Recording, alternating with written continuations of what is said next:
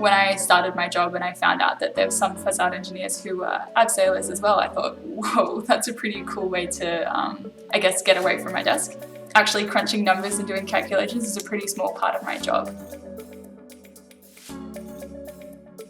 So my journey with EWB has lasted about 6 or 7 years already, which is crazy to think about, and it's had a lot of different phases. So there's been my involvement during schools outreach while I was on exchange in Germany, which was very cool, and then moving to Melbourne and getting involved with the Engineers Without Borders partnership with ARAP, which is where I currently work.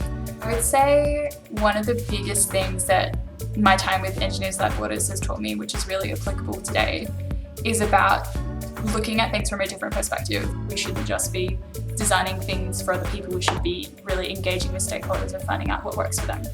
In my 3.5 years working as a facade engineer at ARAP, I must say that pretty much every day has been different and I have learnt so much.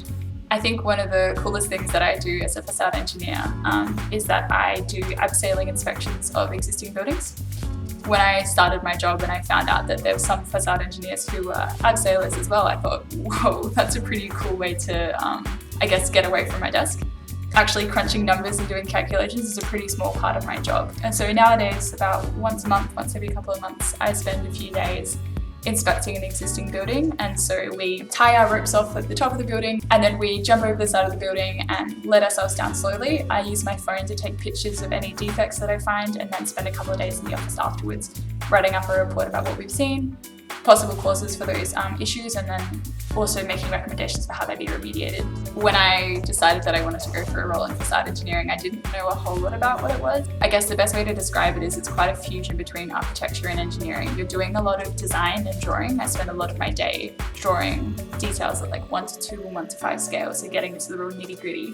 But I'm also doing a lot of calculations as well, so you kind of get the design and the engineering side together. And if we can keep on top of repairs in our buildings, they can last longer and ultimately longer life, and there's less need to replace them. Obviously building a whole new building is very carbon intensive, and so I think if we can maintain our current building stock to perform well and also look good, then that's such an awesome outcome.